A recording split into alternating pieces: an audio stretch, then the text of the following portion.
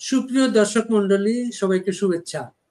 আজ আমাদের অতিথি আমাদের সবার প্রিয় একজন মানুষ, বীর মুক্তিযোদ্ধা মেজর অবসরপ্রাপ্ত আখতারুজ্জামান। আখতারুজ্জামান একজন স্পষ্টবাদী মানুষ হিসেবে সবাই তাকে চেনেন, জানেন এবং তাকে পছন্দ করেন। এবং এই কারণে বাংলাদেশের রাজনৈতিক সংস্কৃতিতে স্পষ্টবাদী হওয়ার বিপদও আছে। তার মাসুল আখতারুজ্জামান বিভিন্নভাবে দিয়েছেন, কিন্তু তিনি স্পষ্ট কথা বলেই যাচ্ছেন।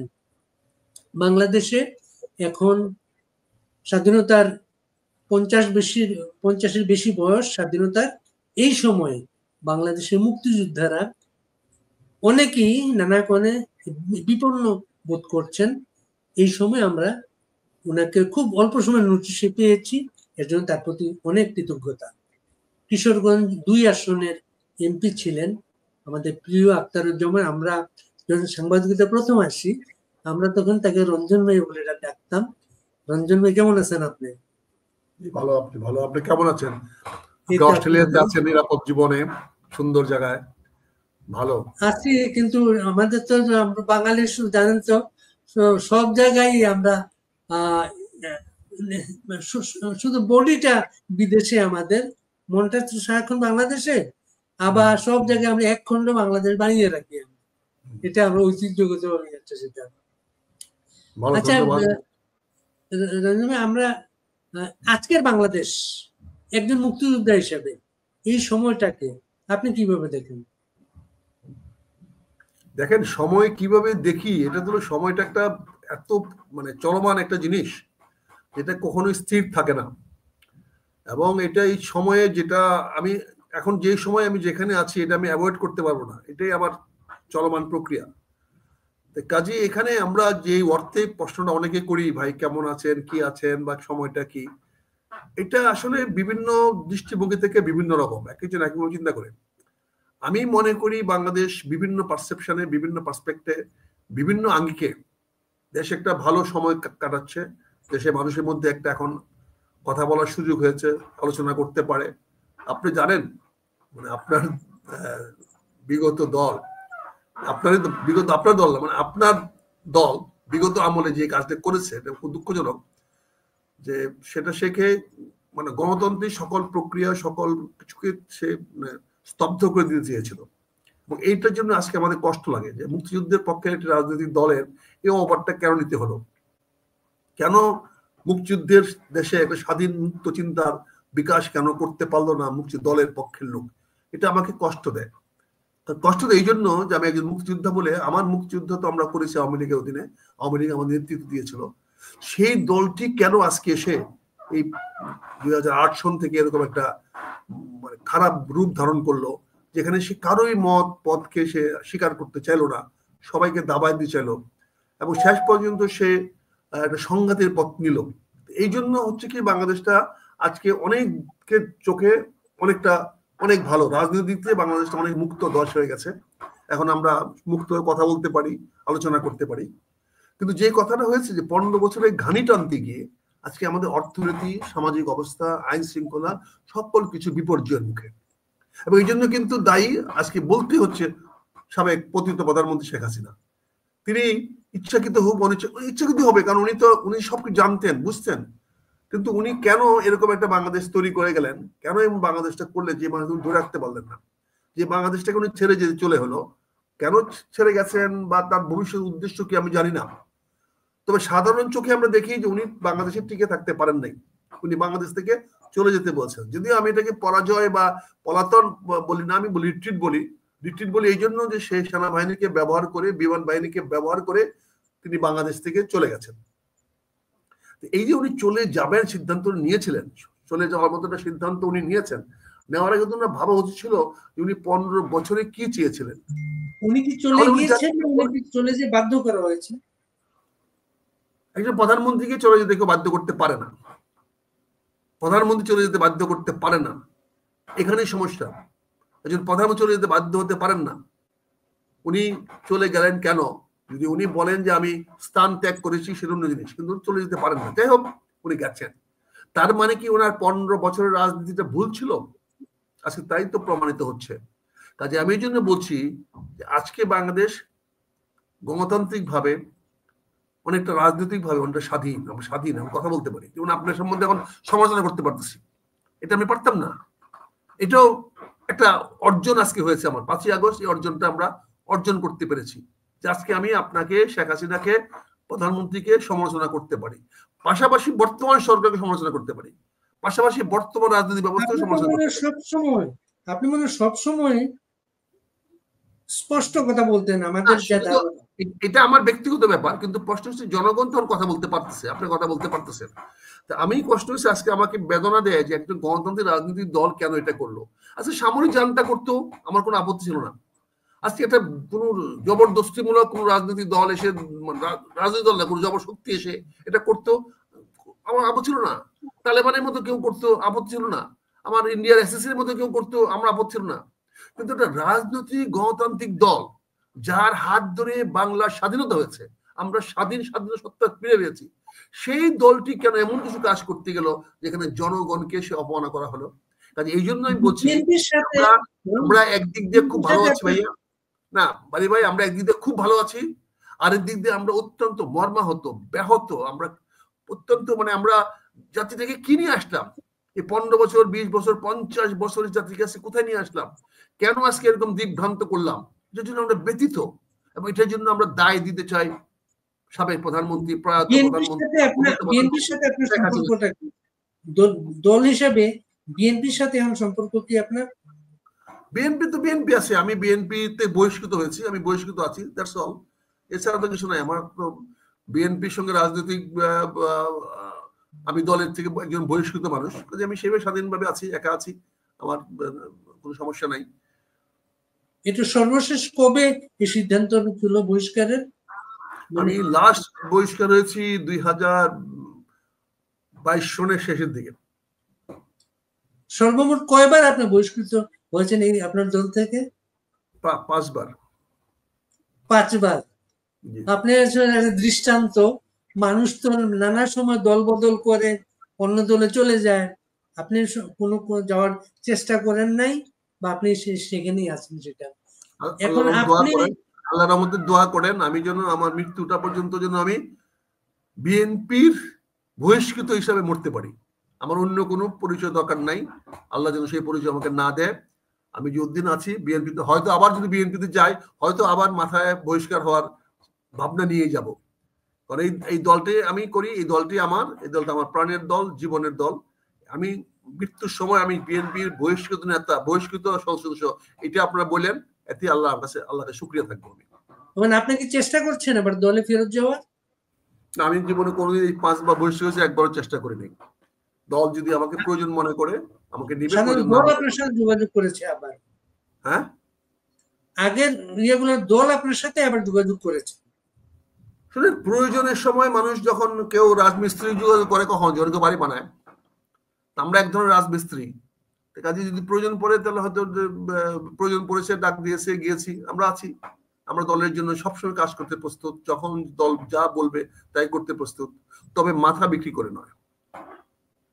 এখন যে বিএনপি, খুব স্বাভাবিকভাবে বাংলাদেশের প্রধান দুটি দলের একটা হচ্ছে বিএনপি, এবং বিএনপি এই নতুন সরকার ক্ষমতায় আসার পরে সব দলের মতো বিএনপিও এই সরকারকে ওন করেছে, সরকারকে সমর্থন দিয়ে যাচ্ছে।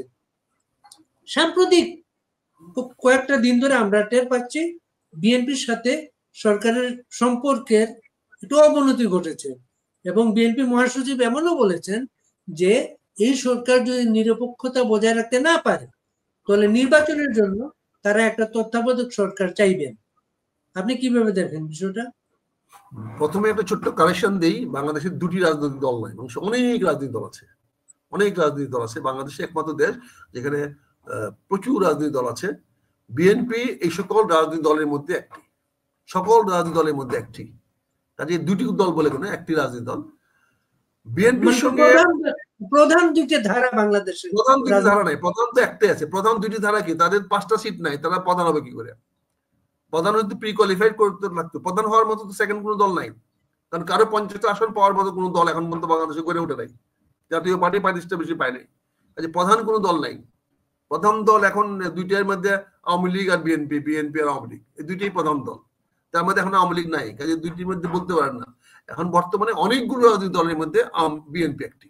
আমি সেভাবে দেখবো, আমি দেখবো সকল রাজনৈতিক, কারণ আমি সকল রাজনৈতিক দলগুলোকে আমরা রাজনৈতিকভাবে ওন করতে চাই।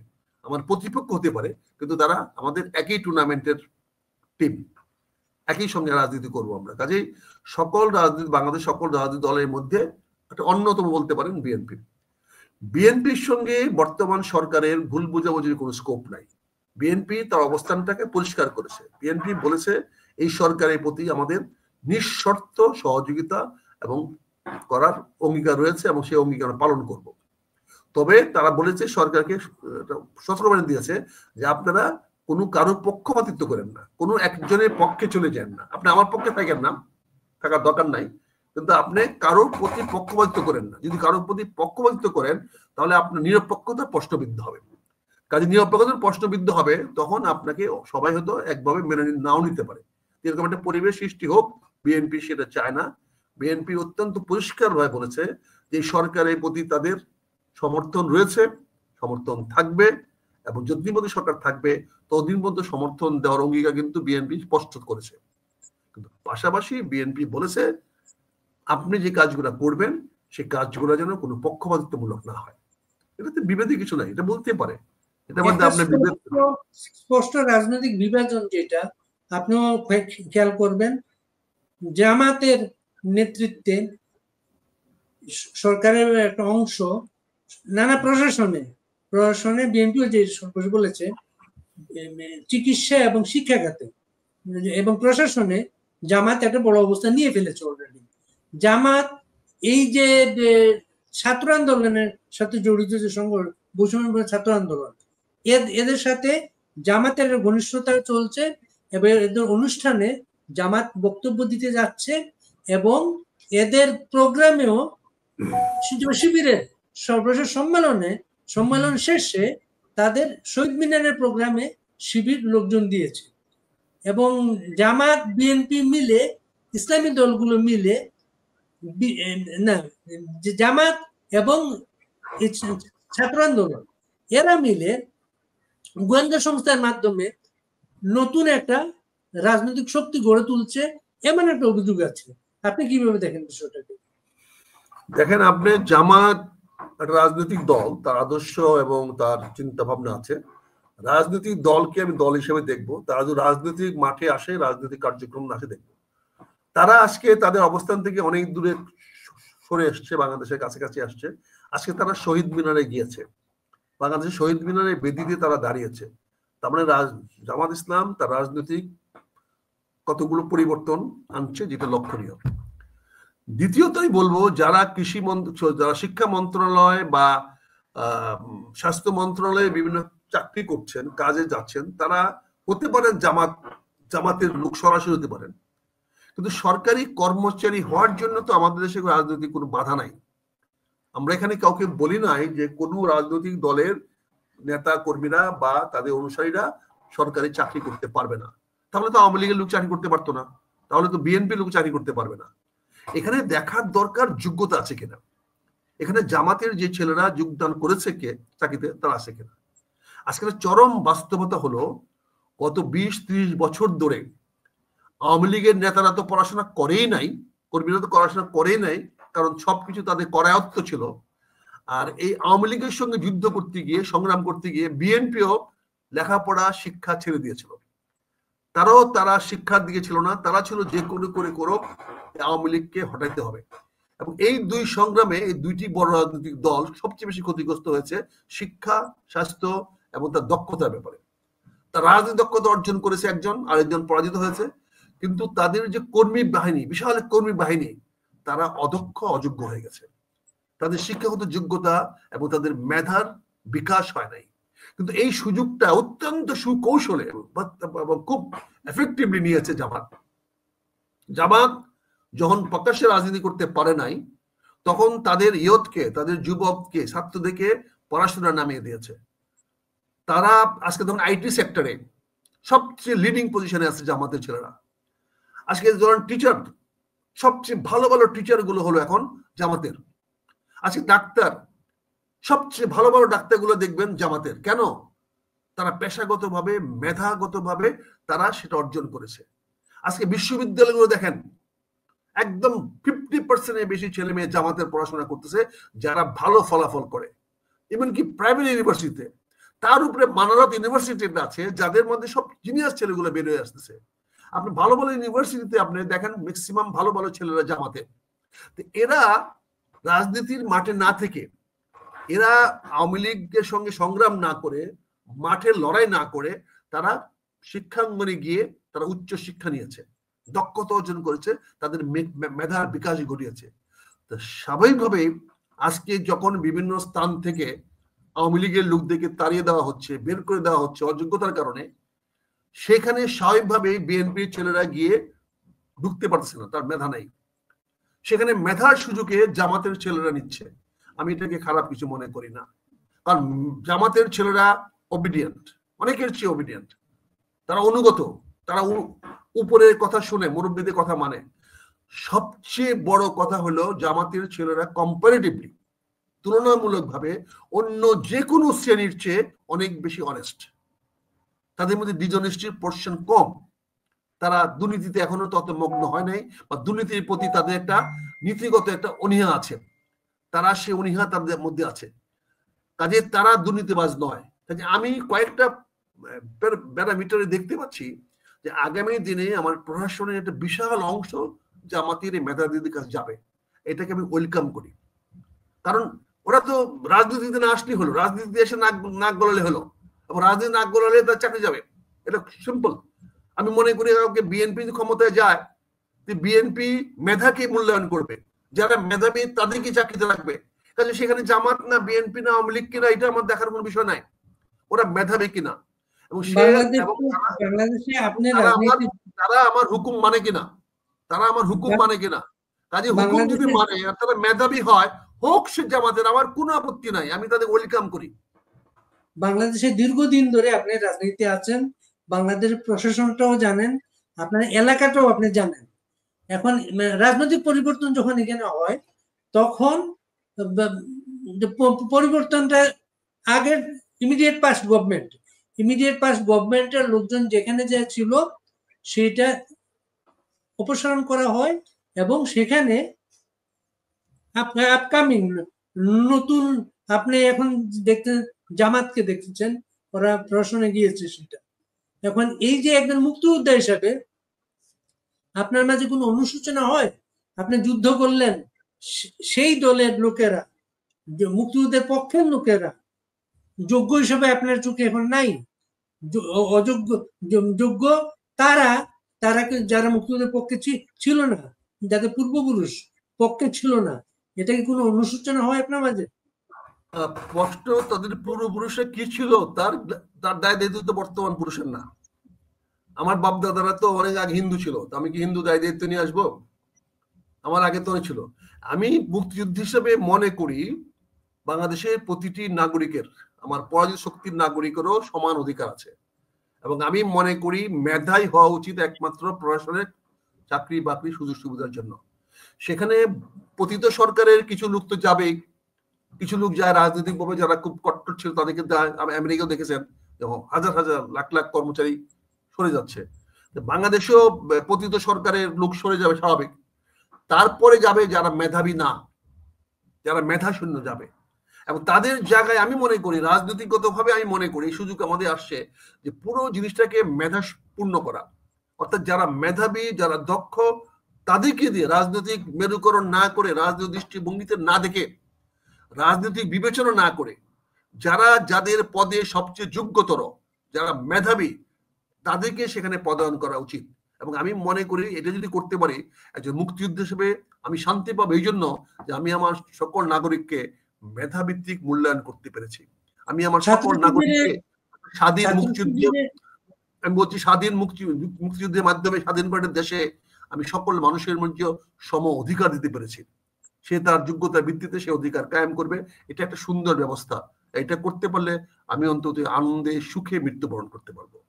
ছাত্র শিবিরের সাম্প্রতিক একটা প্রকাশনায় বলা হয়েছে ৭১ সালে কিছু মুসলমান ভুল করে মুক্তিযুদ্ধে গিয়েছিল, এটাকে আপনি কিভাবে দেখেন? সেটা ছাত্র শিবির 71 সনে বলেছিল। না, ইদানিং এখন সোশ্যাল মিডিয়াতে আছে, সোশ্যাল মিডিয়াতে যে বলেছে সে তো রাজনৈতিক কথা বলেছে, সে তো সরকারি তাদের প্রকাশনা, তাদের প্রতি মাসে ছাত্র শিবিরের প্রকাশনা বেরোয়, সর্বশেষ প্রকাশনায় সেখানে বলা হয়েছে সেটা তাদের রাজনৈতিক পরিচয়। ছাত্র শিবির, ছাত্রলীগ হিসাবে তো আমি কাউকে, বা ছাত্র দল হিসেবে তো আমি কাউকে চাকরিতে মূল্যায়ন করছি না।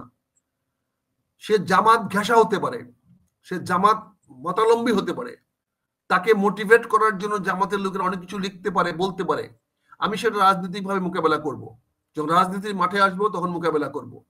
কিন্তু আজকে চাকরি বাকরি বেলায়, বিভিন্ন প্রতিষ্ঠানের বেলায় সে যদি ছাত্র শিবির ঘেঁষা হয়, ঘেঁষা ছাত্র শিবির নেতৃত্ব এক জিনিস নয়।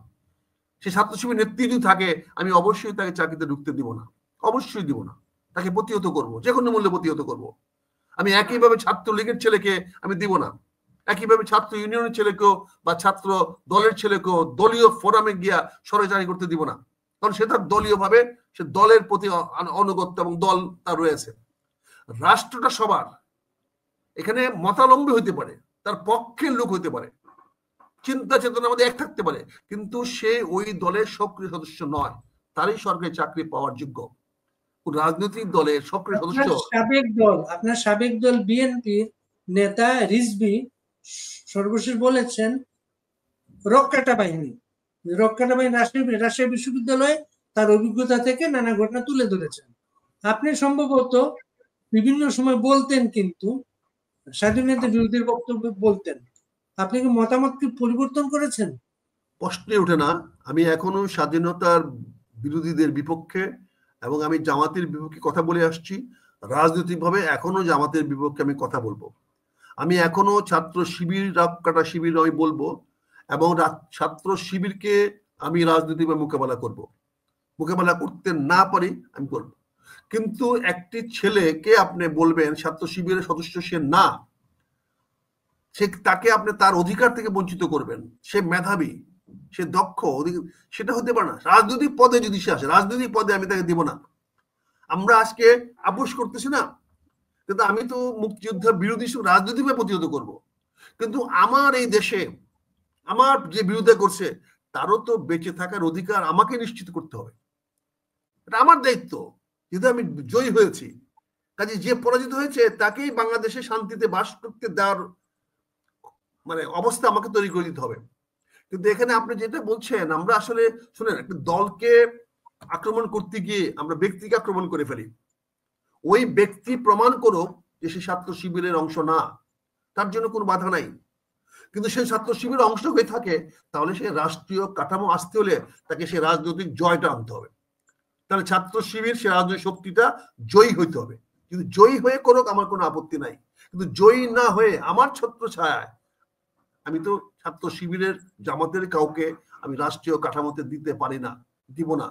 তো অতীতে আমরা দিয়েছি, যখন আমরা জামাতের সঙ্গে আঘাত করেছি, জামাতের ঐক্যবদ্ধ হয়েছি, তখন আমরা জামাতের ফ্ল্যাগ দিয়েছি, আমরা জামাতের মন্ত্রণালয় দিয়েছি, কৃষি মন্ত্রণালয় দিয়েছি। সেখানে প্রচুর সরাসরি জামাতের লোকেরা যোগদান করেছে, অংশগ্রহণ করেছে, আমরা বাধা দিয়েছি। অতীতে এগুলো হয়েছে। কিন্তু আগামী দিনে আমি মনে করি সকল রাজনৈতিক দলের উচিত হবে সরকারি বাহিনীতে যেন, সরকারের মধ্যে যেন দলীয় ক্যাডার থেকে ঢুকানো না হয়।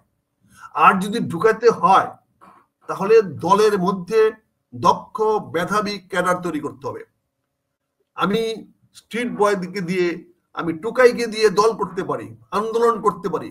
আমার আন্দোলনে সফল হওয়ার জন্য টুকাইয়ের প্রয়োজন হতে পারে, কিন্তু টুকাইকে তো আমি ওসি বানাতে পারবো না।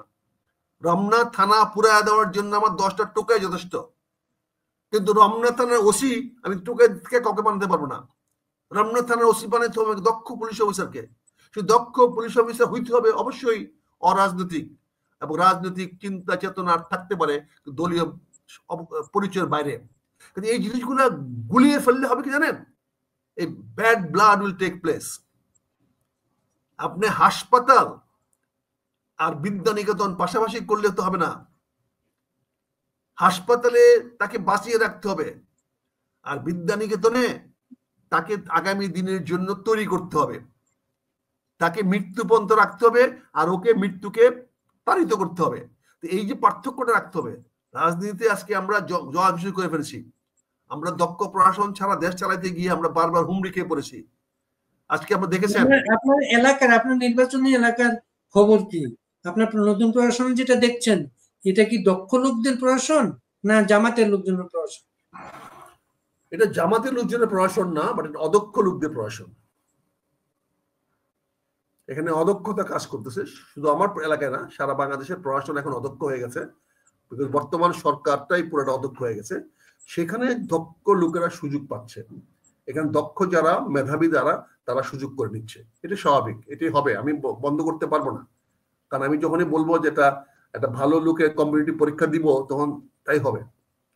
আমি যখন মেডিকেল কলেজে পরীক্ষা দিতে গিয়েছি, তখন দেখেছি যে আমার ভালো ভালো ছেলে যারা আসতেছে সবাই জামাত গ্রুপের, কারণ ওরা পড়াশোনা করেছে, আমরা পড়াশোনা করি নাই। আমরা অতীতে আগে দেখেছি আমাদের দেশে, বাংলাদেশ পাকিস্তান হওয়ার পরে দেখেছি, পাকিস্তানের সময় কি দেখেছি, অঙ্কের শিক্ষক, বাংলার শিক্ষক হিন্দু, ইংরেজি শিক্ষক, গ্রামার শিক্ষক হিন্দু, কারণ মুসলমানরা ইংরেজি জানতো না, মুসলমান অঙ্ক করতে জানতো না। তো সেই পদগুলা বহুকাল হিন্দুরা দখল করেছে। সারা পাকিস্তান আমলে পাকিস্তানে সব বড় বড় অ্যাকাউন্টেন্ট অফিসে চাকরি করতো হিন্দুরা। এখনো বড় বড় কোম্পানিতে গিয়ে দেখেন main cashier, main accountant Hindu. তার মুসলমান এখন হিসাব করতে হতে বুঝে নাই, চুরি যত শিখছে তত হিসাব রাখা শিখে নাই। বলে এখনো গিয়ে দেখেন বড় বড় ব্যাংকাররা হিন্দু। এটা হয়েছে কারণ তারা দক্ষতা অর্জন করেছে। এখন সেই জায়গাগুলো অর্জন করে ফেলেছে এখন জামাতের লোকেরা। আপনি যে কোনো একটা আইটি দোকানে যান ঢাকা শহরে, জামাতের ছেলে পাবেন। যেখানে গ্রাফিক্সের জন্য যান, সেখানে দেখবেন জামাতে কাজ করতেছে। যেখানে ইঞ্জিনিয়ারিং কোম্পানিতে যান, গিয়ে দেখবেন জামাতের ছেলেরা কাজ করতেছে। আপনি যে কোনো কোচিং সেন্টারে যান, দেখবেন সব জামাতের টিচাররা, স্টুডেন্টরা। আপনি কলেজ ইউনিভার্সিটি যান, ঢাকা ইউনিভার্সিটি যান, ভাইস চ্যান্সেলর কে? জামাতের। কেন? Because she is the fittest person, যোগ্য ব্যক্তি হয়েছে। ঠেকাবেন কেমনে আপনি? যে কোনো ঢাকা শহরে যে ভালো ডাক্তার যান, সবচেয়ে ভালো হাসপাতাল কার? জামাতের। কি করবেন আপনি বলেন? আপনি বাংলাদেশ সবচেয়ে ভালো ব্যাংক ছিল কার? জামাতের ছিল। ইসলামী ব্যাংক জামাতে বানিয়েছিল, ধ্বংস করে ফেলেছেন। সেই আমলিক জামাত কাছ থেকে ব্যাংকটা নিয়ে সেই ব্যাংক চালাতে পারলো না, সেই ব্যাংকটা এসআলামের কাছে লুটের ব্যাংক বানায় ফেলো। এটা কার দোষ? এটা আপনার দোষ, শেখ হাসিনার দোষ, এটা জামাতের দোষ তো না। আপনি কেন পারলেন না ইসলামী ব্যাংকটা নিয়ে গিয়ে ভালো করে চালাইতে? এর জব কে দিবে? প্রধানমন্ত্রী শেখ হাসিনা দিতে হবে, আজ হোক কাল হোক একদিন দিতে হবে, কারণ এটা উনার ব্যর্থতা। কিন্তু তার রাজনৈতিক অধিকার আমি হস্তক্ষেপ করতে চাই না, আসুক করুক। কিন্তু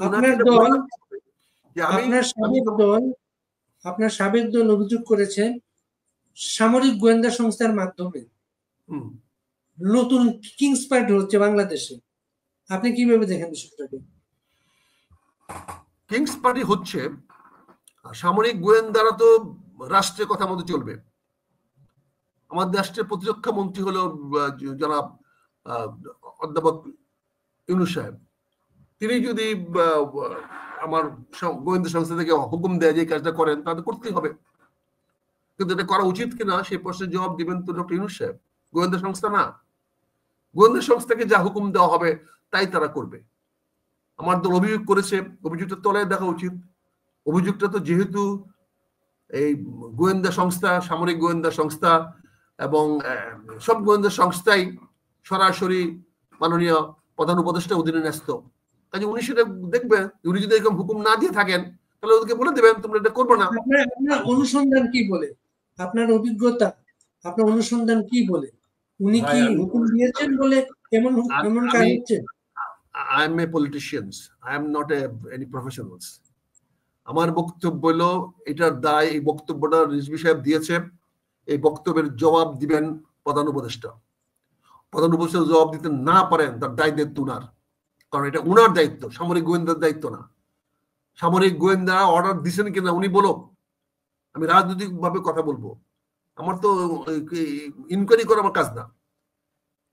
আমি বলবো আমার নীতিগত ভাবে যে প্রধান উপদেষ্টা নিজের চেয়ারে বসে থেকে বাংলাদেশের গোয়েন্দা বাহিনীকে কোন রাজনৈতিক দলকে স্পন্সর করতে বলতে পারে না, পক্ষ দিতে পারে না, বিয়োগ দিতে পারে না। হ্যাঁ, কোন রাজনৈতিক দল যদি বাংলাদেশের অখণ্ডতা, বাংলাদেশের স্বাধীনতা, সার্বভৌমত্ব বা শান্তি শৃঙ্খলার বিপক্ষে কাজ করে, অবশ্যই উনি সেই গোয়েন্দা সংস্থাকে তাদের বিরুদ্ধে নিয়োজিত করতে পারেন। এতে কোনো সব ক্ষমতাসীন দল তো তাই মনে করে বাংলাদেশে। সেই ক্ষমতা যখন ক্ষমতাসীন সব দল মনে করে বলেই বাংলাদেশের দুর্ভাগ্য আজকে আমাদের পাওয়ার ট্রানজিশন হয় নাই, পিসফুল পাওয়ার ট্রানজিশন হয় নাই। এটি দুর্ভাগ্য। রাজনীতিবিদরা একমাত্র বেগম খালেদা জিয়া 2বার ক্ষমতা হস্তান্তর করেছে, এছাড়া আর কেউ, দেশমাতা খালেদা জিয়া ছাড়া আর কেউ ক্ষমতা হস্তান্তর করে নাই। সবাই বাধ্য, সবাই বাধ্য হয়েছে, সবাই বাধ্য হয়েছে ক্ষমতা। শেখ হাসিনা একবার করেছে 2001-এ। শেখ হাসিনা একবার 2001-এ করেছেন। 2001 এবং 2006 এই দুইবারই হয়েছে পিসফুল ট্রানজিশন, আর বাকিগুলো তো পিসফুল হয়নি, বুঝছেন না?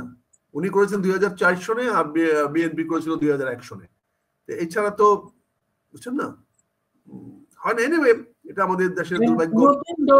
নতুন দল আপনাকে যদি আমন্ত্রণ জানায়, আপনি কি বিবেচনা করবেন? কেন করবো ভাই? আমি কি am I prostitute যে আমাকে কেউ ডাক দিবে চলে যাব? বলেন। বিএনপি কে ভাঙিয়ে বিএনপির লোকজন চাচ্ছে, তারা বিএনপির লোকজন চাচ্ছে তাদের সাথে। বিএনপিকে ভাঙার তো বিএনপি ভাঙবে কেন? বিএনপি কে ভাঙিয়ে নিয়ে যাবে কেন? তোমরা রাজনীতি দল করো, আর মানুষ, নতুন প্রজন্ম তৈরি হয়েছে না, প্রচুর মানুষ আছে, তারা করো। এই 15 বছরে অনেক মানুষ রাজনীতি দলে যায় নাই, ভয়ে বিএনপি। আমাদের তো অভিজ্ঞতা, গোয়েন্দা বিভাগ যখন জড়িত হয়, জাতীয় পার্টির ঘটনাটা আমরা দেখেছি। জাতীয় পার্টির ক্ষমতায় যখন আসলো, বিএনপির লোকজন তো বেশি গেল সেখানে। না না, আপনি গোয়েন্দা সংস্থা বলছেন কেন? তৎকালীন প্রধানমন্ত্রী শেখ হাসিনা চেয়েছিল বিএনপি ভাঙতে, উনি নির্দেশ দিয়েছে গোয়েন্দা সংস্থাকে বিএনপি কে ভাঙো, তারা ভেঙেছে। আজকে ডক্টর ইউনূস সাহেব যদি সে অর্ডার দিয়ে থাকে, উনি বলো, আমরা ওনাকে ধরবো। আমি গোয়েন্দা সংস্থাকে জিজ্ঞাসা করবো কেন ভাঙছে, কেন ভাঙতেছে। প্রয়াত পতিত প্রধানমন্ত্রী শেখ হাসিনা উনি অর্ডার দিয়েছিলেন তৎকালীন গোয়েন্দা সংস্থা থেকে, তোমরা আওয়ামী লীগ বিএনপি ভেঙে দাও। তারা চেষ্টা করেছে, করে ব্যর্থ হয়েছে। আজকে যদি কেউ ভাঙতে চায়, তা আমরা ধরবো। এই জন্য তো বলছি যে আমার বিএনপি বলেছে যে তুমি অর্ডার দিয়েছো কিনা বলো, গোয়েন্দা সংস্থা এরকম কাজ করতেছে, উনি বলে দেখ যে হ্যাঁ এরকম কাজ আমি করতে না বলি নাই এবং করবে না, করে নাই, আর যদি করে থাকে আমি অ্যাকশন নিচ্ছি। বাংলাদেশের সমস্ত পরিবর্তনগুলোর পরে মানুষের মাঝে একটা ভালো কিছুর জন্য স্বপ্ন তৈরি হয় মানুষের মাঝে, কিন্তু বারবার দেখা গেছে যেটা বাংলাদেশে যেহেতু প্রতিহিংসার রাজনীতির সংস্কৃতি, ওই সংস্কৃতির কারণে ওই ভালোটা হয় না। ভাই, বাংলাদেশের মানুষ, দুঃখের সঙ্গে বলতে হচ্ছে, বাংলাদেশের মানুষ সারা রাত্রি ওয়াজ শুনে গিয়ে রাস্তার পাশে দাঁড়ায় প্রস্রাব করে, পানি ছাড়া প্রস্রাব করে, ঘরে গিয়ে বিবি সাহেবকে ঘুম থেকে বকা দেয়, কিলায় উঠে। আবার এই জনতায় আবার রূপবানের গান শোনার জন্য সারা রাত থাকে। রূপবানের গানেও লোক সংখ্যা কম হয় না, ওয়াজেও লোক সংখ্যা কম হয় না। জনসংখ্যা হলেও যেখানে বাদরের নাচ দেখে সেখানেই গিয়ে সমবেত হয়। আমরা যে রাজনীতি করি, আমরা এক ধরনের বাদর হয়ে গেছি। আমরা জনগণকে নাচ দেখাই, জনগণের সামনে আদর্শ নিয়ে কথা বলি না। সব সময় সব জনগণই কাজ করে, জনগণের জন্য আমরা কাজ করব, কাজটা করার পরে জনগণ দেখবে কাজটা ভালো হয়েছে। আমরা তো সেই কাজটা করি না, আমরা জনগণের নামে সবকিছু অন্যায় কাজগুলো করি, খারাপ কাজগুলো করি। আজকে আমরা এই দেখেন না, এই নতুন সরকার আসছে, গত 6 মাসে তারা কি করেছে? একটা কাজ দেখান 6 মাসে যে কাজটা তারা করেছে, এই কাজটা তারা একটা কাজ দেখান না। তারা একজন লোককে, একজন আওয়ামী লীগের নেতাকে বর্ডার থেকে ধরে আনতে পারলো না, কেন? প্রেস উপদেষ্টা যিনি, প্রেস সচিব যিনি, প্রধান উপদেষ্টা, উনি কিন্তু বলছেন নিয়মিত যে তাদের সরকার সবচেয়ে ভালো কাজ করেছে, 80% বেশি ক্ষেত্রে তারা সফল। আরে সে তো সরকারের মুখপাত্র নন ভাই, সে প্রধান উপদেষ্টার মুখপাত্র। সে প্রধান উপদেষ্টা মনে করতেছেন সবকিছু ভালো করেছেন। উনি তো ইয়াতে গিয়া, জেনেভাতে না কোথায় গিয়ে গেল না, সুইজারল্যান্ডে গিয়ে 47টা উনি এই ফুটপাথ মিটিং করে আসছেন, করিডোরে বসে মিটিং করছেন, এই লবিতে বসে মিটিং করছেন, ওই লিফটের মুখে মিটিং করছেন। তো এইটা তো উনি জনসভা বলতেছেন। তো সভা বলতে হবে, সবার একটা ডেফিনিশন আছে তো, সবার একটা সংজ্ঞা আছে তো। তো ওই উপদেষ্টা ওই সেক্রেটারি জানে সভা কাকে বলে? মিটিং এর সবকিছুর আগে তো একটা মিটিং, যে কোনো মিটিং হইতে তো এজেন্ডা লাগে, তো এজেন্ডা ছিল, তুমি কি এজেন্ডা নিয়ে কথা বলছো? 47টা, মানে আমাদের কিন্তু ওই বাদর নাচ দেখাচ্ছে সে, রেডিও টেলিভিশন নিউজ 47টা মিটিং করেছেন এই বয়সকালে উনি কথা বলেছেন। আরে ভাই 47টা লোকের সঙ্গে সালাম বিনিময় আদাব বিনিময় করে বলে যে ভাই আমার তো পেটটা ব্যথা, জানেন কিছু সাহায্য দেন, রাস্তা ফকির দাঁড়ায় থাকে। This gentleman made this country as beggars in the eyes of the world communities. And why do you have to, you make an appointment, go and discuss with the agenda and find out what is your achievement. এটা কি রে ভিক্ষুকের মতো তুমি গিয়া রাস্তা দাঁড়াতে, ভাই শুনেন ভাই, শুনছেন কি আমার বাড়িতে তো বউ অসুস্থ, ভাই কিছু সাহায্য লাগবে দেন। আমার বউকে তো ভাই শেখ হাসিনা পিটাইছে, মারছে, জানেন আমার বউটা মানে আহত করছে, একটু সাহায্য করেন। Is it A meeting? Is it a state meeting? এগুলো কেউ বলে না, সবাই ভীত। তা আপনারা যারা বিদেশে আছেন আপনারা এগুলো বলবেন, আপনারা ফাইন্ড আউট করবেন, আপনারা অনুসন্ধান রিপোর্ট করবেন, আপনারা ফাইন্ড আউট করবেন হোয়াট ইজ দ্যাট মিটিং, কিসের সভা হয়েছিল এবং সেই সভাতে অপর পক্ষ কি বলেছে। এটা ওয়ান সাইডের মিটিং হতে পারে না, it has to be both সাইডের মিটিং। ওই পক্ষ কি বলেছে, আমাদের এখানে দেখবেন যতগুলো নেতারা কথা বলে, আমি অমুকের সঙ্গে আজকে আমার সঙ্গে দেখা করেছে, দেখা করে এই কথা বলেছে। আরে অমুক যিনি দেখা করতে আসছেন তিনি বলুক না, আপনি বলার দরকারটা কি? উনি বলুক না যে আমি আজকে নির্বাচন কমিশন অফিসে গিয়েছিলাম, সেখানে আমরা এই বিষয়ে আলোচনা করেছি, উনি আমাকে এই বিষয়ে আশ্বস্ত করেছেন, এই যদি হয় আমরা এই করব, এটা উনার মুখে শুনি। তা তো না, এটা আমাদের হয়ে আসতেছে বিকজ অ্যাগেন ইনএফিসিয়েন্সি, অ্যাগেন আমাদের রাজনীতিতে যারা নেতা কর্মী সব তো আনপড়, লেখাপড়া জানা নাই। কটা লেখাপড়া জানা আছে দেখুন তো? আর আওয়ামী লীগ এমন বিপদে পড়ছে, লেখাপড়া জানা করতে নিছিল সবটি চুরের শিরোমণি হয়েছে, যতগুলো ডক্টর ফক্টর নিছিল সবটি চুরের বাট্টর হয়েছে। মানে দুর্ভাগ্য জাতিটার, দুর্ভাগ্য, বুঝছেন না? আমাদের আসলে কি বলবো, আসেন সংবিধানের সংস্কার নিয়ে যে কথাবার্তাগুলো চলছে, 72 সংবিধানকে কবর দেয়া, ছুঁড়ে ফেলে দেয়া, আপনি কিভাবে দেখেন বিষয়টাকে? বাড়ি ভাই যারা ছুঁড়ে ফেলে দেয়া বলে তাদের বিরুদ্ধে তো আমাদের সংগ্রাম। এই সংবিধানে যদি ভুল থাকে, সংবিধানকে যদি অপব্যবহার করে থাকে তাকে ধরেন। তুমি সংবিধান চেয়ে ভালো কিছু করে দেখাও না, এই সংবিধানকে ছুঁড়ে নিয়ে ফেলে দিয়ে গত 6 মাসে এমন কিছু দেখাও যেটা সংবিধানে নাই কিন্তু তুমি করে ফেলেছো, করে দেখাও। ওই যে একজন রিয়াজ সাহেব নাকি আমেরিকাতে আসছে, ওনাকে তো আমেরিকাতে তাড়াইয়া দিবে, এখন ডাবল সিটিজেন নিয়ে পেছে আছে, এখন উনি এসে আমাদের সংবিধানে দিয়েছেন উনি কি গণপ্রজাতন্ত্রী না প্রজাতন্ত্রী গণতন্ত্র? আরে বিশাল এক ডক্ট্রিন বাইর করছেন উনি, খাইয়া বাংলাদেশের জনগণের টাকায় খাইয়া উনি বাইর করছেন এটা। এইগুলো আমাদের দেশ, এগুলো হবে। সংবিধানে যদি ভুল থাকে তাহলে সংবিধানের থেকে তুমি দেখায় দাও। এই সংবিধান দিয়ে তো শেখ হাসিনা 15 বছর দেশ শাসন করছে দাপটের সঙ্গে, যা খুশি তাই করছে, সংবিধান তাকে বাধা হয়ে দাঁড়াতে পারে নাই। তাহলে এই সংবিধান দিয়া তুমি কেন যা খুশি তা করো না, করে ভালো দেখায় দাও যে এই সংবিধান দিয়া শেখ হাসিনা 15 বছরে দেশের জন্য এই ক্ষতি করে গেছেন, আর এই সংবিধান দিয়ে আমরা 6 মাসে এই দেশের এই ভালো করেছি। তখন জনগণই বলবে যে হ্যাঁ ঠিক আছে, সংবিধানে এই জিনিসগুলা নিয়ে আসেন। কিন্তু আপনারা তো সেটা দেখাইতে পারলেন না। 6 মাসে আপনি কি দেখাইছেন আমাদেরকে? দেখাইছেন ছাত্র হইয়া বিশ্ববিদ্যালয়ের প্রভিসি কে বলে ক্ষমা চাইতে হবে, ছাত্রের কাছে শিক্ষক ক্ষমা চাইতে হবে। এর চেয়ে দুর্ভাগ্য আর কি হতে পারে? এই শিক্ষক কি অশিক্ষিত? এই শিক্ষক কি ছাত্রের চেয়ে শিক্ষা কম?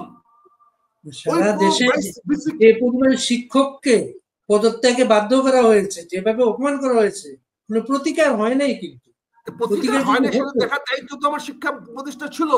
অতীতে যা হয়েছে হয়েছে, ওই সময় যা হয়েছে হয়েছে। গত সপ্তাহে কেন হলো, এখন কেন হলো? কেন ওই ছেলেটাকে আপনি শাস্তি আনতে বললেন না, যে প্রকাশ্যে বললো যে প্রভিসিকে তার কাছে ক্ষমা চাইতে হবে গিয়ে? টিচার যদি তাকে থাপ্পড়ও মারে থাকে, teacher has the right of that. আর আপনারা মানবতা হয়েছেন, আরে ছাত্র কিছু বলা যাবে না, ছাত্র একেবারে, ছাত্র কি বেশি শিক্ষিত আমার প্রভিসির চেয়ে? ছাত্র কি বেশি জ্ঞানী আমার প্রভিসির চেয়ে? ছাত্র কি বেশি মেধাবী আমার প্রভিসির চেয়ে? কোন কারণে বলেন যে ছাত্রের কাছে আমার প্রভিসি ক্ষমা চাইতে হবে? এই দৃষ্টতা কি করে দেখাইতে পারলো এবং শিক্ষামন্ত্রী সেটা কেন ব্যবস্থা নিলেন না? কেন ঢাকা কলেজের প্রিন্সিপাল সাহেব ওই ছেলেদের বিরুদ্ধে ব্যবস্থা নিলেন না? ওয়াই? ও হুঁশকে দিবেন আপনাদেরকে, বাস তারপরে আপনি মজা মারবেন, হ্যাঁ আপনি সুবিধা মতো মারবেন, দেশে গন্ডগোল লাগাই দিয়ে মানুষকে হয়রানি করবেন, আর আপনি তো আসেনি, বেতন পাচ্ছেন মাসের শেষে, আপনি বেতন তো বন্ধ হচ্ছে না। এইগুলো ছাড়তে হবে। বাংলাদেশের সর্বশেষ আপনি নিশ্চয় খেয়াল করেছেন, বিএনপির অংশগ্রহণ না থাকার কারণে নির্বাচনটা সবার কাছে গ্রহণযোগ্য হয় নাই। আবার এখানে মাইনাস আওয়ামী লীগ যদি নির্বাচন করা হয়, সেটা কি সবার কাছে গ্রহণযোগ্য হবে? সুন্দর একটা ভালো প্রশ্ন করেছেন। প্রশ্নটা হয়েছে বিএনপি নির্বাচনে অংশগ্রহণ করার জন্য না করার জন্য কোনো নির্বাচন অগ্রহণযোগ্য হয় নাই। আমি আবারও বলছি, বিএনপি নির্বাচনে অংশগ্রহণ না করার জন্য কোনো নির্বাচন অগ্রহণযোগ্য হয় নাই। অগ্রহণযোগ্য হয়েছিল এই জন্য যে আওয়ামী লীগ ভোটারদেরকে ভোট দিতে আসতে দেয় নাই, আওয়ামী লীগ ভোটারদেরকে ভোট দিতে আনতে পারে নাই। আওয়ামী লীগ জনগণের যে কটা ভোট দিয়েছে সেই ভোটার সুষ্ঠু প্রতিফলন, স্বচ্ছ প্রতিফলন, সঠিক প্রতিফলন ঘটান নাই। আইনে বাধা ছিল না 5টা ভোটে এমপি হওয়া যাবে না, আইনে বাধা ছিল না যে 15টা ভোট পড়লে এমপি হওয়া যাবে না, কিন্তু সেখানে 15,000 ভোট দেখানোর দরকার ছিল না। সেখানে 15টা ভোট দিয়েই শেখ হাসিনা এমপি হতে পারতেন। সেটা বাংলাদেশের অভিজ্ঞতা তো আমাদের সেই জিয়ার হানা ভোট, এরশাদের হানা ভোট। আমার কথা রয়েছে, জিয়ার হানা ভোট কেউ চ্যালেঞ্জ করে নাই, কারণ জনগণ সেখানে তার হা ভোট দিছে কিনা এটা ইমপ্লাইজ না ভোট দিতে আসেন না। আপনি জাস্টিফাই করার চেষ্টা করেন না যে 15 বছর যে 3টা নির্বাচন হয়েছে আওয়ামী লীগ সঠিক করেছে। আওয়ামী লীগের পতনে অন্যতম কারণ হইল যে আওয়ামী লীগ জনগণের ভোটাধিকার কেড়ে নিয়েছিল। আজকে আগামী দিনে আপনার প্রশ্ন একই, যদি আওয়ামী লীগ নির্বাচনে না যায়, যদি আওয়ামী লীগ নির্বাচনে না যায়, তারপরে যেন বারিশ সাহেবের ভোটটা যেন অন্য কারো বাক্সে না যায়। না, নির্বাচনে না যায় না, নির্বাচনে অংশ নিতে দেওয়া হবে না, দেওয়া হলো না, দিলাম না, কিন্তু তারপরে যদি মানুষ 60% মানুষ ভোট দিতে আসে, আসলেন না, আপনি না আসেন, মনে ভাষায় আসেন নাই, বিএনপি জানে, কিন্তু জনগণ যদি ভোট দিতে পারে, আমি আবার বলছি, জনগণ যদি ভোট দিতে না পারে, আওয়ামী লীগ কেন, আপনি ফজলুল বাড়ি যদি না যান, তাহলে সেই ভোট বৈধ হবে না। জনগণ ভোট দিতে হবে, জনগণের ভোট দেওয়ার অধিকার ফিরে দিতে হবে। জনগণের ভোটে যদি মনে করেন যে হ্যাঁ 50%-এর বেশি ভোট কাস্ট হয় নাই, সেটা আইন করে দেন যে সেই নির্বাচন বৈধ হবে না। কিন্তু 50% ভোট কাস্ট হয়েছে, সেখানে অনেক দল যেতে পারে, নাও যেতে পারে। এমন অনেক বাংলাদেশের রাজনৈতিক দল আছে যাদের 300 আসনে প্রতিযোগিতা করার মতো সদস্য, তাদের প্রার্থী নাই। তাহলে সেই নির্বাচনটা এমনও হতে পারে যে সেখানে জামাতের অনেক প্রার্থী নাই, সেখানে এমনও হতে পারে যে শুধু বিএনপির একজন প্রার্থী থাকবে, তখন কি করবেন? নির্বাচন বৈধ হবে না, অবৈধ হবে। প্রার্থী বানায় দিতে হবে আপনাকে। এখন এই পিকুলিয়ার চিন্তা ভাবনা করলে তো হবে না, আমাদের এই যে ইয়ার মতো সুজন সাহেবদের মতো। আপনাকে জনগণ ভোট দিতে আসতে হবে। আমি একজন দাঁড়াইছি, জনগণ ভোট দিতে আসতে হবে, জনগণের ভোটাধিকার থাকতে হবে। হ্যাঁ, এটা বলতে পারেন যে উইদাউট ভোটের স্বতন্ত্র একজন হইলে উইদাউট ভোট হবে না, একজন হইল নির্বাচন হবে, জনগণ ভোট দিতে আসতে হবে, জনগণ সেখানে ভোট দিবে। সেখানে জনগণ যদি জনগণ এসে ভোট দেয়, সে অনুপ্রাণিত করেন, জনগণের অধিকার করেন। আবার একই পাশাপাশি দেখেন, জনগণ কি তার নিজের ইচ্ছায় ভোট দিতে যায়? দেখেন, আমরা তো নির্বাচন অনেকগুলো করেছি, দুঃখ লাগে মাঝে মাঝে। কি বলে ভাই, ভোট চাইতেছেন, কিছু লয়ে এলেন না, কিছু দিলেন না, আজ যেহেতু আইসিউন ভোট যাবেন গা, এরপর তো চিনতাম না। অ্যাজিব যেন আমি তার কাছে তার মানে সে জানতেছে আমি যেন তার কাছে ভোটটা ক্রয় করতে গিয়েছি। সে যখন এরকম উনি হয়ে ভোটটা দিবে, তাকে 5 বছর তার কাছে কেন যাবে প্রার্থীরা? সে তো একটা বিড়ি হোক, সিগারেট হোক, চা হোক, পানি হোক, আলতা হোক, বিনিময়ে ভোটটা দিয়েছে, ভোটটা বিক্রি করে দিয়েছে। তার ওই লোকের তো ওই মেম্বার চেয়ারম্যানের দায়িত্ব নাই 5 বছর তার দেখভাল করার। আপনি বাজার থেকে কলা কিনে নিয়ে আসছেন, এখন সেই কলা কি ওই মালিককে জিজ্ঞাসা করে খাবেন যে তোমার কাছে কিনছি, আসো ভাই আমার কাছে খাওয়া যাওয়া পয়সা? এই কলা তো আপনি বাড়িতে বসে একা একা খাবেন। এগুলোকে এগুলোকে সমন্বয় করতে হবে, আপনাকে সিস্টেমে আনতে হবে। জনগণকে, অস্ট্রেলিয়ান জনগণ দেখেন তো কয়জন লোক ভোট দিতে যায়। এখানে তো ভোট না দিলে জরিমানা হয়, এর জন্য বাধ্য হয়ে মানুষ ভোট দিতে চায়। তাহলে বাধ্য হয়ে ভোট দিয়ে আপনি কি ভোটারকে বলতে পারবেন যে তোমাকে আমি এক কাপ চা খাওয়াবো? ও তো অ্যারেস্ট করাবে আপনাকে, কিন্তু পুলিশ ডেকে এসে বলবে যে সে আমাকে কেনার চেষ্টা করতেছে। আর আমার এখানে এইগুলো সব সমন্বয় করতে হবে। আর এইটার থেকে মাথা থেকে দূর করতে হবে বিএনপি আসলো কি আওয়ামী লীগ আসলো কি এটা বড় কথা না, নির্বাচনে জামাত আসলো কিনা বড় কথা হলো জনগণ ভোট দিতে পারলো কিনা, এটা হলো মূল বিষয়। কোন দল আসলো কোন দল আসলো না এটা কোনো বিবেচ্য বিষয় নয়। সুষ্ঠু নির্বাচন তাকেই বলে যেখানে নির্বাচনে জনগণ স্বতঃস্ফূর্তভাবে স্বাধীনভাবে তার ভোট দিতে পারবে এবং সেই ভোটের হিসাবটা সে সঠিকভাবে পাবে। নির্বাচন কমিশনের দায়িত্ব হলো সেই ভোটের হিসাবটা দেওয়া, আর সরকারের দায়িত্ব হলো জনগণকে ভোট কেন্দ্রে নিয়ে আসা, নিশ্চিন্তে ভোট দেওয়ার জন্য। এই দুইটা দায়িত্ব পালন করবে। রাজনৈতিক দলগুলা তারা প্রতিযোগিতা করবে, তারা অপমানিত করবে, ভোটারকে ভয় দেখাবে, প্রলোভন দেখাবে, এটাই চিরাচরিত নিয়ম। সকল রাজ্যে সকলভাবে দেখাবে। এখানে বড় ঘোষণা দিবে আমি যদি হই আমি বদিউল আলম সাহেবকে মুখ্যমন্ত্রী বানাবো, এটা বলতে হবে। বদিউল আলম সাহেব তখন আমার পক্ষে কাজ করবেন, এটা বলতে হবে। আমি রিয়াজকে আমি পররাষ্ট্রমন্ত্রী বানাবো, এটা বলতে হবে। না বক্তৃতায় না হবে না। আমি কিশোরগঞ্জকে বিভাগ বানাবো, জনগণের কাছে বলতে হবে। আমি ঢাকার রাজধানী নিয়ে যাবো কেরানীগঞ্জে, কেরানীগঞ্জে গিয়ে বলতে হবে, নাহলে কেরানীগঞ্জে ভোট দিবে না। রাজনৈতিক দলের নেতারা এগুলো বলবেই, কিন্তু সরকারকে নিশ্চিত করতে হবে জনগণ যেন ভোট দিতে ভোট কেন্দ্রে যায়, তাকে কোনো বাধা না দেয়। আর নির্বাচন কমিশন নিশ্চিত করতে হবে জনগণ যে ভোটটা দিয়েছে সেই ভোটটা সঠিক হিসাব করা হয়, তাকেই বলে সুষ্ঠু নির্বাচন। আপনার বাংলাদেশের প্রতিদ্বন্দ্বিতাপূর্ণ নির্বাচনে অংশগ্রহণের অভিজ্ঞতা আছে আপনার। আপনি জানেন বাংলাদেশে জোটগত নির্বাচনে যখন জামাত বিএনপির সাথে ইলেকশন করতো তখন সে 18 থেকে 20টা আসন পেত, আর বিএনপির ছাড়া যখন একা ইলেকশন করতো তখন 2 থেকে 3টে আসন পেত তারা। এখন সেই জামাতকে কেন বিএনপি একটু অন্যরকম ভাবে দেখছে, সেটা আপনার কি মনে হয়? সেটা অন্যভাবে দেখছে না। প্রথমত দেখেছিল আওয়ামী লীগের বিরুদ্ধে আন্দোলন করার জন্য আমাকে অনেক লোক দরকার, কারণ একজন পারবো না, একমত পারবো না, দরকার। তখন জামাতের একটা প্রয়োজন ছিল, জামাত আমরা নিয়ে আসছি। এখন জামাতের প্রয়োজনীয়তা বিএনপির এখন নাই, কিন্তু তাই বলে আমরা একসঙ্গে ছিলাম দুর্দিনে, এখন সুদিনে একসঙ্গে থাকবো না তো নাই। আগামী দিনে তাই বিএনপি বলেছে তোমরা যদি নির্বাচন করতে চাও আমাদের দ্বার তোমাদের জন্য খোলা, আসো। কিন্তু জামাত তার নিজের অস্তিত্বের কারণে আগামীতে বিএনপির সঙ্গে আসবে না, সে আলাদা হয়ে যাবে। তো সে আলাদা হয়ে যাবে, আমি কেন বলি তুমি আলাদা হয়ে যাও, আমার কথা তুমি আমার সঙ্গে থাকো, থাকতে কোনো আপত্তি নাই।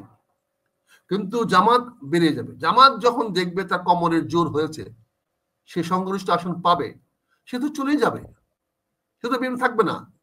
আচ্ছা, আমি তাকে তো বাধা দিচ্ছি না, তবে আমি বিএনপি বলতেছে তুমি আমার সঙ্গে থাকতে পারো।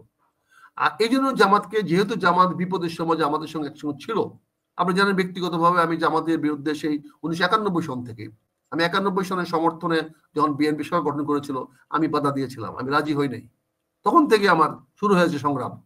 কিন্তু তাই বলে বিএনপি জামাতকে এখন আমি ছেড়ে দেওয়ার পক্ষে না। কেন পক্ষে না? জামাত যেন বলতে না পারে যে ভাই বিপদের সময় ছিলাম, এখন তুমি ক্ষমতা যাওয়া দেখিয়া আমাকে ছেড়ে দিছো।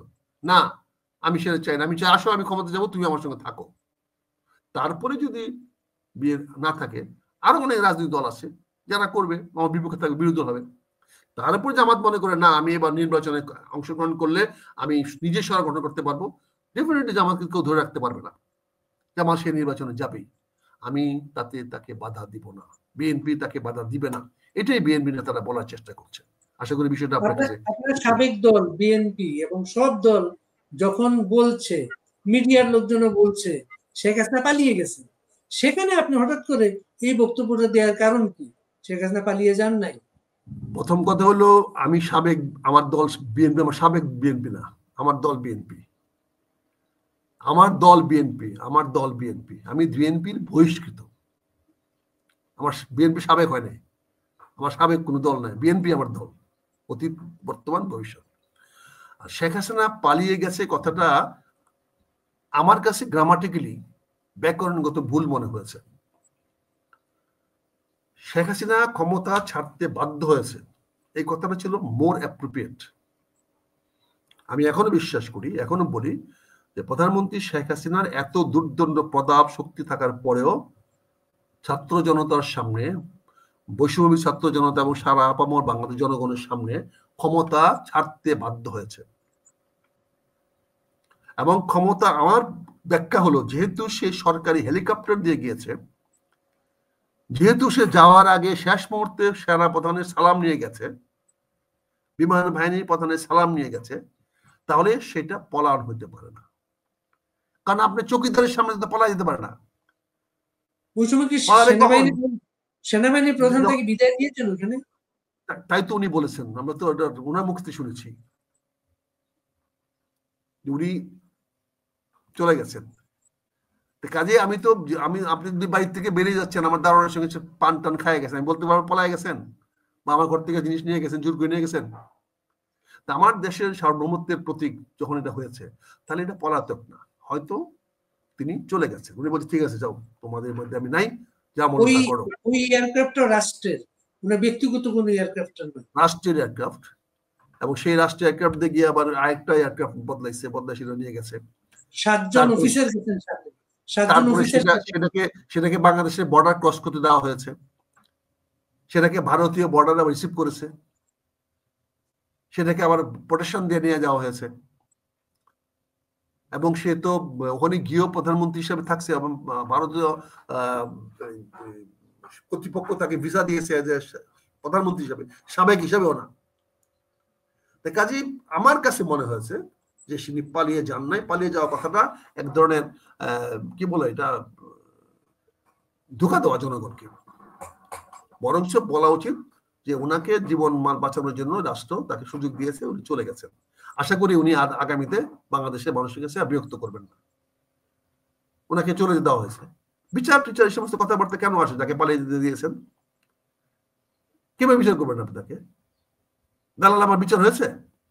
ইন্ডিয়া দিয়েছে সেটা বলেন আপনি। ওই যে একটা মহিলা আছে না কলকাতা, এখনো কি জানি কবি, কি মহিলার নাম, ফেরত দিছে, কতবার চাইছেন না, দিছে তসলিমা নাসরিন। এরকম হয়েছে। কাদের সিদ্দিকী কি আমরা ফেরত পাইছিলাম? যুদ্ধ করছেন আমাদের বিরুদ্ধে, বর্ডারে যুদ্ধ করছে না 6 বছর 7 বছর, ফেরত পেয়েছি। এগুলো বললাম কি? আপনি তাকে যেতে দিয়েছেন, যেতে দিয়ে এখন বলেন আমি হ্যান করেঙ্গা, তেন করেঙ্গা, বিচার করেঙ্গা। তার তো সবচেয়ে ভালো আসতে চান, তাকে তো আসতে দেয়া হয় না। আসতে চান মানে কি? ইন্ডিয়ান গভর্নমেন্ট, আমরা তো যে কোনো কারণে হোক, আমি যে কথাটা বলছি, আপনি যদি এটা বলতেন যে আমরা প্রধানমন্ত্রীকে দেশ থেকে ছেড়ে যেতে এক শর্তে রাজি হয়েছি, যে উনি আর দেশে আমাদের অশান্তি সৃষ্টি করবেন না, তাহলে এই জিনিসটা সুন্দর হতো, শুনতে ভালো লাগতো। আজকে প্রধানমন্ত্রী যখন দেশ থেকে গিয়েছেন, সবার নিয়ে, সবার সামনে দিয়া এবং দিয়া, এখন আপনি বলছেন পলায় গেছেন, পোলাপানের মতো বলতেছেন। তাহলে পোলাপানের কথা হলো না? পলায় যাবে কখন? রাতের অন্ধকারে পালিয়ে যেত, আমরা গণভবনে খুঁজে না পাইতাম, বলেন তখন নিয়ে আসতো। শেখ হাসিনা আরেকবার পালায় গেছিল যখন ওই জিয়া রহমান নিহত হয়েছিল, তখন তাকে বর্ডার থেকে ধরে নিয়ে আসা হয়েছিল। সেটা তো না। কাজে এই জন্য আমি পরিষ্কার করে বলতে চাচ্ছি যে তিনি পালিয়ে যান নাই, এবং তাকে কোনো বাধ্যবাধকতার মধ্যে উনি দেশ ত্যাগ করেন নাই। ফলে আগামীতে উনি দেশে আসবেন না এটা কেউ গ্যারান্টিতে বলতে পারেন না। উনি হয়তো আগামী দিনে বিনয় পেশে আসতে পারেন, আমরা জানি না। ইতিহাস আগামী দিনে ইতিহাস বলবে। ইতিহাস তো একদিনের না। শেখ হাসিনা বয়স ৭৬, আল্লাহ তাকে হায়াত দারাজ দিলে আরো ৮-১০ বছর বাঁচলে, বা আমাদের নিঃসাবের মতো বছর বাঁচলে তো আর ১০-১২ বছর বাঁচবেন। সে ১০-১২ বছর বাংলাদেশে কত কিছু হতে পারে। ইউনিস গভর্নমেন্টের ৬ মাসে নানা ব্যর্থতায় দেশের তো একটা অংশ বলতে শুরু করেছে শেখ হাসিনা আমলে ভালো ছিলাম। না, সেটা বলা শুরু করে না। শেখ আমলে আমল ভালো ছিল না, ভালো থাকার প্রশ্নই ওঠে না। এটা জনগণ কোনোদিনই বলবে না আমলে লোক খারাপ। দ্রব্যমূল্যটা না না, দ্রব্যমূল্য ছাড়াও সবকিছু মিলে শেখ হাসিনার আমলে ভালো ছিল না, এটা কেউ বলবে না। কেন বলবে না? কারণ এখানে শেখ হাসিনা নিজেও বলবে না। এখন উনি দেখতে পাচ্ছেন, বুঝতে পারছেন ওনার ভুলগুলা কি। আপনি দেখেন, কিন্তু আমরা ভালো করতেছি না। আমরা খারাপ ছিলাম, খারাপ থেকে ভালো হওয়ার কথা ছিল, আমরা সে ভালো করতে পারতেছি না। এটা আমাদের ব্যর্থতা। বর্তমান সরকারের ব্যর্থতা হলো যে আমরা একটা প্রত্যাশা নিয়ে আসছিলাম যে অতীতের সরকার খারাপ ছিল, তারা অনেক খারাপ করে গেছে, আমরা ভালো করব, এবং সেই ভালোটা আমরা এখনো করতে পারি নাই। তারা যে খারাপ করে নাই সেটা না, তারা খারাপ করেছে, কিন্তু আমরা ভালো করার কথা। আমরা এই সংবিধান আপনি মুক্তিযুদ্ধের সময় কোন বর্ষ সীমান্ত দিয়ে ভারত গিয়েছিলেন? এটার সঙ্গে মুক্তিযুদ্ধ কি সম্পর্ক আছে বলেন? এই প্রশ্নের সঙ্গে কি মুক্তিযুদ্ধ কি? মুক্তিযুদ্ধের সময় তো আমাদের সবাই যেতে হয়েছে, আমাদের তো মুক্তিযোদ্ধা অফিসারদেরও তো ভারত যেতে হয়েছে। সেটাও তো জামাতের লোকেরা বলে আমরা দেশ ছেড়ে পালিয়ে গেছি। সেটা তো জামাতরা বলে দেশ ছেড়ে পালিয়ে গেছি, বলেন। আপনি কি ওদের সঙ্গে ওটা মিলাতে চান? না না না, এটা তাহলে বাংলাদেশের তো আমরা ভারতে গিয়ে সেখানে মুক্তিযুদ্ধ করার জন্য প্রস্তুতি নিয়েছি। তা আমরা তখন পালিয়ে যাইনি। আজকেও শেখ হাসিনা মনে হয় পালিয়ে যায়নি, বুঝছেন না? অনেক ধন্যবাদ অনেক আপনার ভাই। আপনাকে।